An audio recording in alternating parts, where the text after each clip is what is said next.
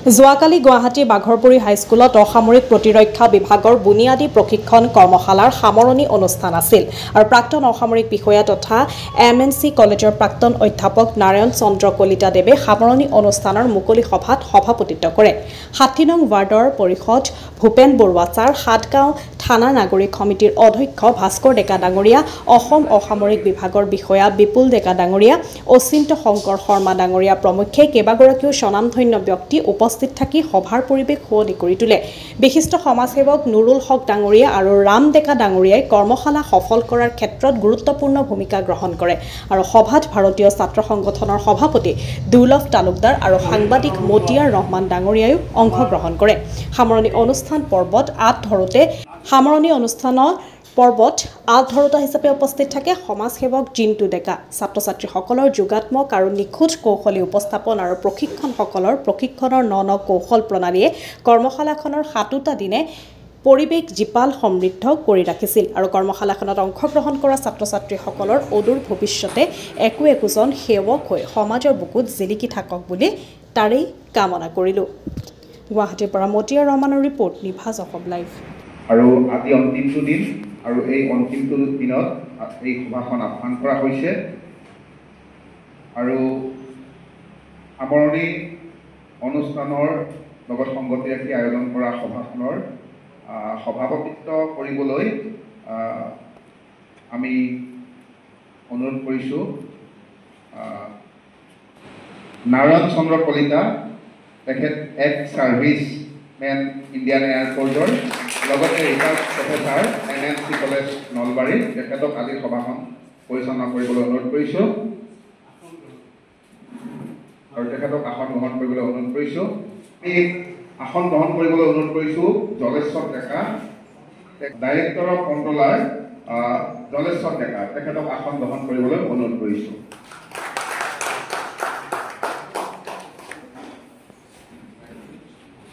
নিমাই চন্দ্ৰ দাস, তেখেতক আসন গ্ৰহণ কৰিবলৈ অনুৰোধ কৰিছোঁ। চিফ ৱাৰ্ডেন নিমাই চন্দ্ৰ দাস, তেখেতক আসন গ্ৰহণ কৰিবলৈ অনুৰোধ কৰিছোঁ। বিপুল ডেকা ডাঙৰীয়া, আমাৰ মাজত উপস্থিত আছে ৬০ নং ৱাৰ্ডৰ পাৰিষদ ভূপেন বৰুৱা ছাৰ, তেখেতক আসন গ্ৰহণ কৰিবলৈ অনুৰোধ কৰিছোঁ। নাগৰিক সমিতিৰ অধ্যক্ষ ভাস্কৰ ডেকা ডাঙৰীয়া, তেখেতক আসন গ্ৰহণ কৰিবলৈ অনুৰোধ কৰিছোঁ।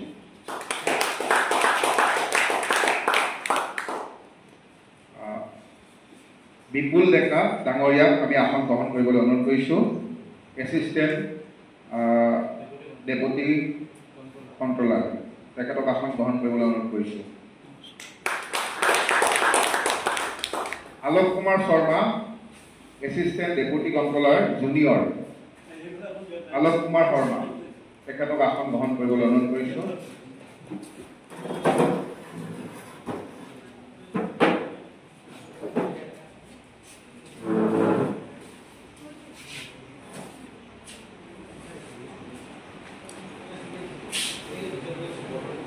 এতিয়া আমি সম্বৰ্ধনা জনাবলৈ ওলাইছোঁ।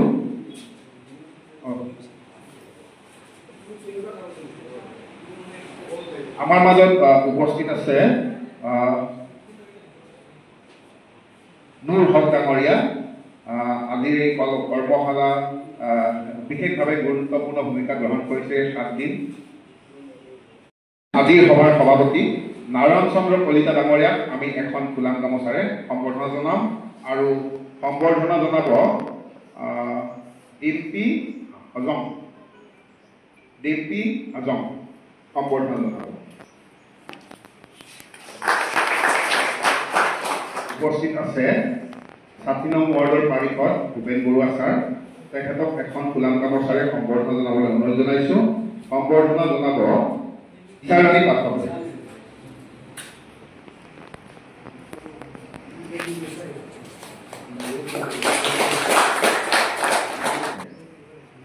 এখন ফুলাম গামোচাৰে সম্বৰ্ধনা জনাব চৰিত্ৰ।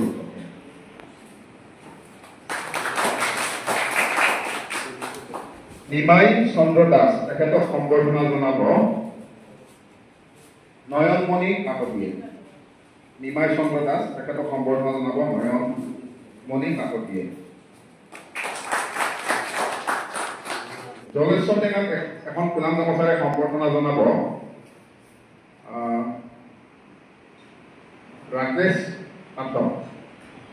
ৰাকেশ পাঠকে সম্বৰ্ধনা জনাব।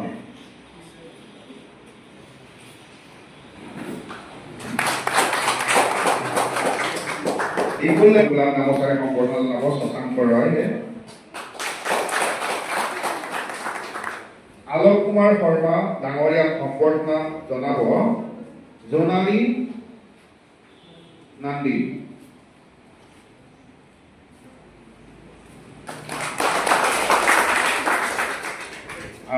আমাৰ মাজত উপস্থিত থকা নুৰ হক ডাঙৰীয়াক সম্বৰ্ধনা জনাব চম্পক তালুকদাৰে।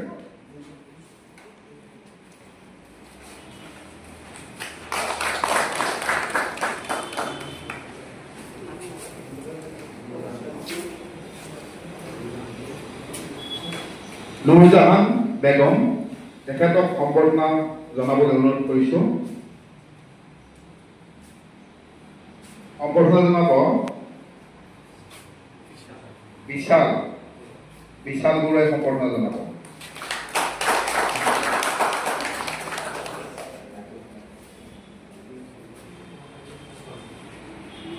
ভাস্কৰ মেধি ডাঙৰীয়াক সম্বৰ্ধনা জনাব হৰজিত।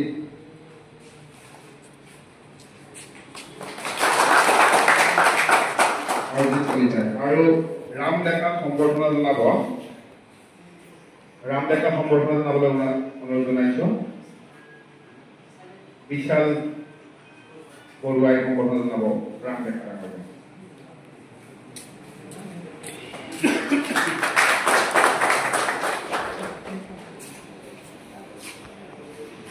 আৰু আমাৰ মাজত উপস্থিত আছে এই সাংবাদিক মতিয়া ৰমন ডাঙৰীয়া তেখেতকে এখন ফুলাম গামোচাৰে সম্বৰ্ধনা জনাবলৈ অনুৰোধ কৰিছো।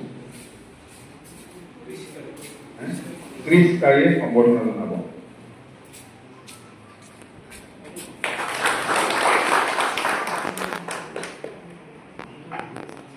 আৰু এতিয়া আজিৰ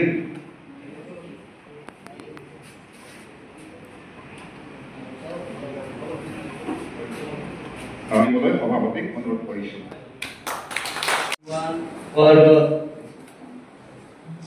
ডাঙৰীয়া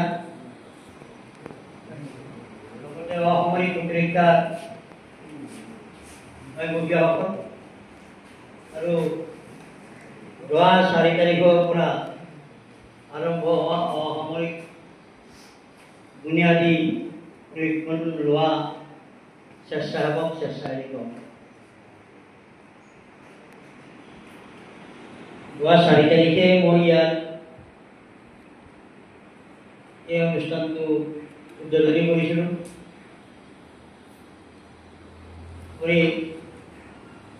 মই খুব কম সময়ৰ ভিতৰতে বহুখিনি কথা মই ল'ৰা ছোৱালীক মই কৈছিলোঁ।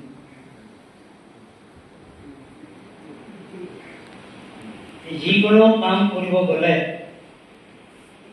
প্ৰথম কথা আমাৰ যদি আত্মবিশ্বাস যদি নাথাকে যিকোনো কামে নকৰোঁ কিয় আমাৰ যদি আত্মবিশ্বাস নাথাকে তেতিয়া এই কামটো কেতিয়াও সম্পূৰ্ণ হ'ব নোৱাৰে। যে এই প্ৰশিক্ষণটোৰ জানিবলগীয়া বহুত কথা আছে। আমাৰ যিটো প্ৰশিক্ষণ 22 দিনত আমি সমাপ্ত কৰিব লাগিছিল, কেন্দ্ৰীয় চৰকাৰ আৰু অসম চৰকাৰৰ নিৰ্দেশ মৰ্মে আমি 7 দিনত এই কোৰ্সটো আমি কমপ্লিট কৰিব লগা হৈছিল। ইয়াৰে যিখিনি মূল কথাখিনিৰ ওপৰত আমি ছাবজেক্ট লৈ স্বেচ্ছাসেৱক স্বেচ্ছাসেৱীসকলক আমি প্ৰশিক্ষণত আমি জনাইছোঁ। আৰু এই প্ৰশিক্ষণটো কিয় দৰকাৰ ল'লে কি লাভ নল'লে কি লছ। সিদিনাই মই এটা কথা কৈছিলোঁ ল'ৰা ছোৱালী চেষ্টা যে যিকোনো কথা আমি জানিব লগা হ'লে শিকিব লগা হ'লে আমি অকল পাঠ্যপুথি কিতাপৰ জৰিয়তে আমি শিকিব নোৱাৰোঁ। প্ৰশিক্ষণ এইকাৰণে লাগে আমাক, যিকোনো সময়তে আমাক প্ৰশিক্ষণ লাগে, ভাল কামে হওক বা বেয়া কামে হওক। যদি প্ৰশিক্ষণ নাথাকে তেতিয়াতো ছাকচেছফুল নহয়। যদি প্ৰশিক্ষণ থাকে তেতিয়া সেই কামটো আমি ছাকচেছফুল কৰিব পাৰোঁ বা আমি উন্নতি কৰিব পাৰোঁ। কিয় প্ৰশিক্ষণ দৰকাৰ? প্ৰশিক্ষণ নল'লে আমাৰ লছ কি আৰু প্ৰশিক্ষণ ল'লে আমাৰ লাভ। আজি আমি শিক্ষাজনিত বিষয়ৰ ক্ষেত্ৰত স্কুল কলেজ ইউনিভাৰ্চিটিত আমি যিমানখিনি ডিগ্ৰী লাভ নকৰোঁ কিয়, কাগজৰ এটা চিম্বল আমাক নিদিয়ক কিয়, প্ৰেক্টিকেলি কথাবিলাক জানিব লগা হ'লে আমি প্ৰশিক্ষণ ল'ব লাগিব। থিয়ৰিটিকেলি কথাৰ কাৰণে আমি প্ৰশিক্ষণ নল'লে হ'ব, কিন্তু যিখিনি প্ৰেক্টিকেল কথা তাত প্ৰশিক্ষণ লাগিবই। এটা সৰু কথা কৈছোঁ, মই সাধু কথা এটা কৈছোঁ বুজাৰ কাৰণে। এখন সমাজত এটা বিৰাট, মই সেইটোৱে কৈছোঁ যে মই সদায় বেয়াৰ পৰা আৰম্ভ কৰোঁ, বেয়া কথাৰ পৰা আৰম্ভ কৰোঁ, ভালৰ কৰি জানিছোঁ। মই এটা বেয়া উদাহৰণ মই দিব বিচাৰিছোঁ যে এখন সমাজত এজন বিদগ্ধ কি আছিল, সুৰ আছিল, বিদগ্ধ পণ্ডিত, মানে সুৰৰ বিষয়ত তাৰ সকলো বিদ্যা আছে, চব জানে। এজন ল'ৰাই ক'লে যে তই চুৰ কৰি থাকা, তোৰ লগত মই চুৰ কৰিম। প্ৰথম দিনা পাগলৰ তেতিয়াহ'লে তই সিফালে ক'ব নোৱাৰো বোলে হ'ব কিন্তু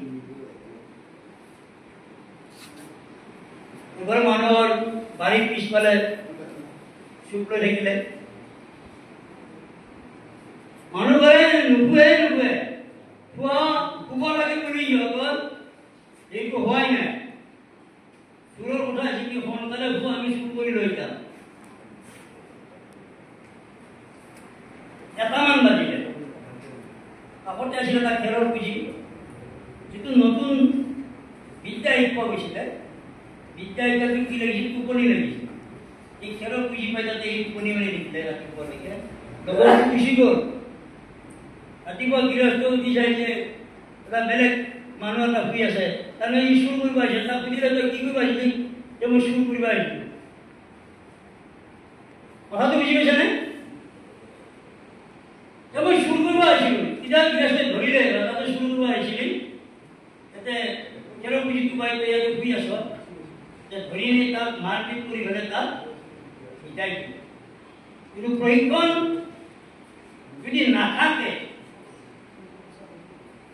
সি যিটো কাম কৰিব গৈছে সেইটো কেতিয়াও ছাকচেছ হ'ব নোৱাৰে। আমি জীয়াই থকালৈকে অসামৰিক প্ৰতিৰক্ষাৰ যিখিনি জ্ঞান বা যিখিনি কাম প্ৰতিজন নাগৰিকৰে অতিকৈ দৰকাৰ। সেইকাৰণে কৈছে কি নাগৰিক সুৰক্ষা হিন্দীত অসামৰিক প্ৰতিৰক্ষা। জনসাধাৰণে জনসাধাৰণক লৈ জনসাধাৰণৰ হকে কৰা কাম। আমি জনসাধাৰণ, আমাৰ ওচৰত কিবা এটা দুৰ্ঘটনা থাকিলে বিভাগীয় কৰ্তৃপক্ষ অহাৰ আগতে জনসাধাৰণে এই কামখিনি যদি হেণ্ডেল কৰি ল'ব পাৰে, তেতিয়াহ'লে কি হ'ব, তাৰ পৰা যিটো ক্ষতি হ'ব লাগিছিল সেইটো ক্ষতি কেতিয়াও হ'ব নোৱাৰে। মূল কথা এইকাৰণে বিনা প্ৰশিক্ষণে কোনো কাম আমি ছাকচেছ কৰিব নোৱাৰোঁ। যদি আমি জনসাধাৰণ আমাৰ কৰণীয় কাম বহুত আছে। অকল যে 18 বছৰৰ পৰা 40 বছৰৰ ল'ৰা ছোৱালীখিনিয়ে প্ৰশিক্ষণ ল'ব এইটো কথা নহয়। প্ৰতিজন নাগৰিকেই দেশৰ প্ৰতিজন নাগৰিকেই অসামৰিক প্ৰতিৰক্ষাৰ প্ৰশিক্ষণ লোৱাটো অত্যন্তই বাঞ্ছনীয়। কিয় বাঞ্ছনীয়? কিয় দৰকাৰ? এইবিলাক কথাৰ কাৰণে জনসাধাৰণক আমাৰ বিভাগীয় কৰ্তৃপক্ষই ঠাই ল'ৰা ছোৱালী এইখিনি প্ৰশিক্ষণ লৈ নিজেতো বাচিব, আনজনকো বচাব পাৰিব, সমাজখন বচাব পাৰিব, দেশখন বচাব পাৰিব। কোনো যেতিয়া বিশৃংখল নহয় তেতিয়া আমি সুন্দৰভাৱে আমি জীয়াই থাকিবলৈ সক্ষম হ'ব পাৰিম। এইখিনিয়ে কথা। পাছৰ কথাবিলাক মই নকওঁ। সামগ্ৰিকভাৱে আমি যিখিনি ইয়াতে বুজিলোঁ, এই বুজা কথাখিনি যিখিনি শিকিলোঁ, এই শিকা কথাখিনি তোমালোকক 2-4জনক আমাৰ সভাপতি মহোদয়ে তুলি ধৰিব দিছে। এইটো ভয় খাব লগা একো নাই, ভুল হ'লেও একো নাই, ভুল হ'লেহে শুদ্ধ হ'ব। যেতিয়া ভুল হয় কি শুদ্ধ কেতিয়াও নহয়। ভুল শব্দটো যেতিয়া ভুল হয় তেতিয়া শুদ্ধ কেতিয়াও নহয়। ভুল শব্দটো যেতিয়া শুদ্ধ হ'ব তেতিয়া ভুল নহয়। সৰু কথা এইবিলাক মনত সাহসৰ লগত কথা কোৱাৰ, সমাজৰ লগত কথা কোৱাৰ সাহস কৰিব লাগে। এনে আমি কথা কওঁ।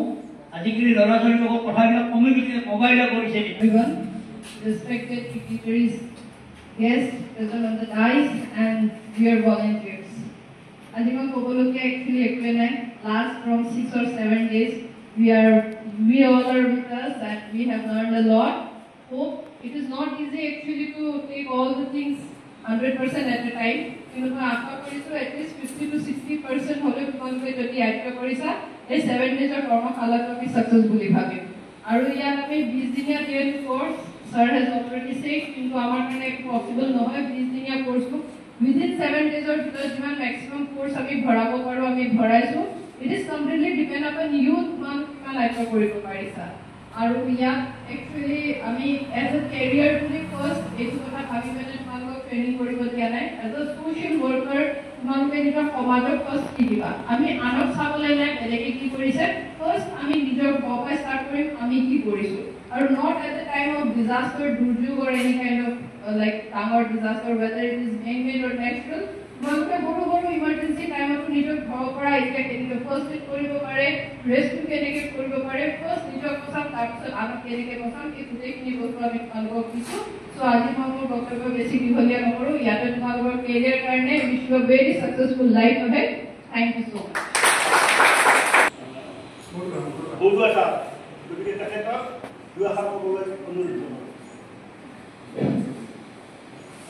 সন্মানীয় সভাপতি মহোদয়, মঞ্চত আসন গ্ৰহণ কৰা মই আপোনালোক সকলোৰে নাম ধাম কৈ পেলাই কথাখিনি ক'ব নোৱাৰিম।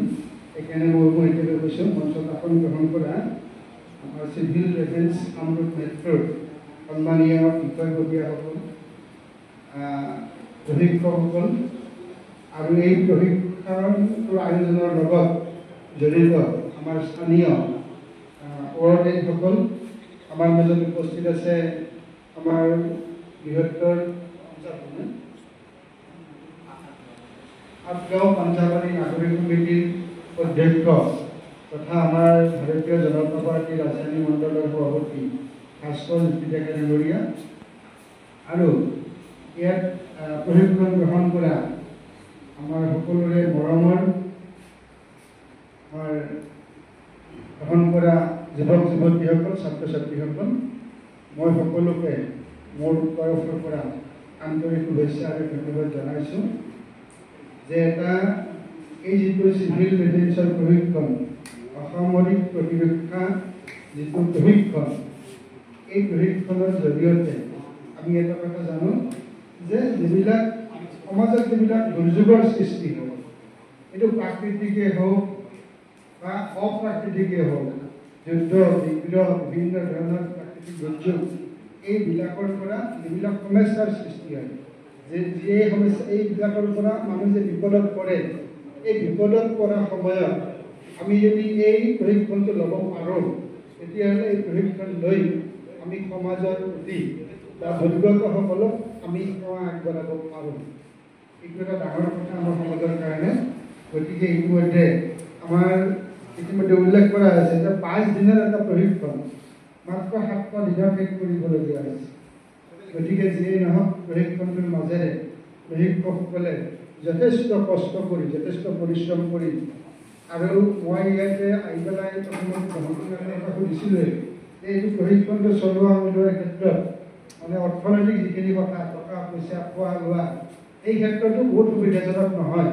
গতিকে এই প্ৰতিকূলতাখিনি নেওচা দিওঁ এই যে সন্মানীয় প্ৰশিক্ষকসকলে আমাৰ যুৱক যুৱতীসকলক আমাৰ সমাজখনৰ উপকাৰ হোৱাকৈ প্ৰশিক্ষণ এটা দিছে, আৰু প্ৰশিক্ষণটো দিয়াৰ কাৰণে মই প্ৰশিক্ষকসকলক মোৰ তৰফৰ পৰা পুনৰবাৰ আন্তৰিক বিচাৰে ধন্যবাদ জনালোঁ যে তেখেতসকলে আমাৰ যুৱক যুৱতীসকলক যিখিনি দি থৈ গ'ল, সেই দি থৈ যোৱাখিনিৰ পৰা সময়ত আমি যেতিয়া আমাৰ মাজত সমস্যা আহিব, বিপদ আহিব, আপদ বিপদ আহিব, তেতিয়া আমি এই প্ৰশিক্ষকসকলৰ পৰা আমি কিছু উদ্ধাৰ আমি হ'ব পাৰিম বুলি প্ৰশিক্ষণটো ল'লে ইতিমধ্যে কোৱা হৈছে যে আমি যিখিনি প্ৰশিক্ষণ ল'লোঁ এইখিনি যদি আমি আন্তৰিকতাৰে গ্ৰহণ কৰোঁ, মূল কথাটো হৈছে আন্তৰিকতা যদি গ্ৰহণ কৰোঁ, তেতিয়াহ'লে আমি নিশ্চয় কথাখিনি শিকিব পাৰিছোঁ। আৰু আমি যিখিনি কথা শিকিছোঁ এই প্ৰশিক্ষণ লোৱাসকলে ইয়াৰ পৰৱৰ্তী সময়ত আমাৰ যিসকলে প্ৰশিক্ষণ লোৱা নাই, যুৱক যুৱতীসকল বা যিসকল মানুহে প্ৰশিক্ষণটো লোৱা নাই, তেওঁলোকক যদি প্ৰশিক্ষণ দিয়াৰ ব্যৱস্থা কৰিব পাৰে, তেতিয়াহ'লে গোটেই সমাজখন উপকৃত হ'ব। গতিকে মই আৰু বিশেষ দীঘলীয়া নকৰোঁ, মানে পৰিৱেশটো বৰ গৰম, গতিকে এই গৰমত আৰু বহুত সময় কথা কৈ থকা ধৈৰ্য নাই। যে চিভিল ডিফেন্সৰ যিটো প্ৰশিক্ষণ, এই প্ৰশিক্ষণটো দৰকাৰী ইয়াত আগতে আমাৰ হৈ গৈছে, আমাৰ আগতেও আমাৰ প্ৰশিক্ষণ এটা হৈ গৈছে। আমাৰ ইয়াৰ লোকেলৰ ৱাৰ্ডেনসকলে লক্ষ্য কৰিছিল, আমি তেতিয়া দেখিছোঁ যে যথেষ্ট শিকিবলগীয়া কথা আছে। ভূমিকম্প হৈছে, আগ্নেয়গিৰি হৈছে, এই বিপদৰ সময়ত আমি আমাৰ দুৰ্গতসকলক কেনেকৈ উদ্ধাৰ কৰিম, যুদ্ধ শীঘ্ৰ লাগিব। ইতিমধ্যে এখন যুদ্ধ আৰম্ভ হৈছিলে, যিকোনো কাৰণত যুদ্ধখন খুব কম দিনৰ ভিতৰতে সমাপ্ত হ'ল, আমি বাচি গ'লোঁ। আৰু যদি ভৱিষ্যতে হয় যে যুদ্ধৰ সময়ত আমি কেনেকুৱা ধৰণে আমি নিজকে বচাব লাগিলে আমি কি কি ব্যৱস্থা কৰিব লাগিব, কি ব্যৱস্থা গ্ৰহণ কৰিব লাগিব, এই প্ৰশিক্ষণৰ মাজেৰে আমি শিকিব পাৰোঁ। গতিকে আপোনালোকে এই প্ৰশিক্ষণটো লৈছে, শিকিছে। গতিকে মই ভাবোঁ যে আগন্তুক যদি আমাৰ বিপদ নাহক, ভগৱানৰ ওচৰত প্ৰাৰ্থনা জনাইছোঁ, যদি আমাৰ কেতিয়াবা আপদ বিপদ আহে, এই আপদ বিপদৰ সময়ত আপোনালোককে সম্বল হিচাপে লৈ সমাজখনে সেইটো উদ্ধাৰ হ'ব পাৰিব, যদিহে আপোনালোকে প্ৰশিক্ষকসকলে এই কোৱা কথাখিনি আন্তৰিকতাৰে গ্ৰহণ কৰিছে। আৰু যিখিনি গ্ৰহণ কৰিছে এই কথাখিনি আপোনালোকে মনত ৰাখিব, আপোনালোকে লগত ৰাখিব, আৰু আপোনালোকৰ লগৰ আশপাশৰ যিখিনি আছে যুৱক যুৱতী বা আমাৰ মানুহ, এই মানুহখিনিকো আপোনালোকে কিছু কৰিবলৈ যেনেধৰণে আপোনালোকে কৰিব, আৰু এই ধৰণে আমি আগবাঢ়ি গ'লে আমি যিটো উদ্দেশ্যত এই প্ৰশিক্ষণৰ যিটো উদ্দেশ্য, এই উদ্দেশ্যটো নিশ্চয় সফল হ'ব।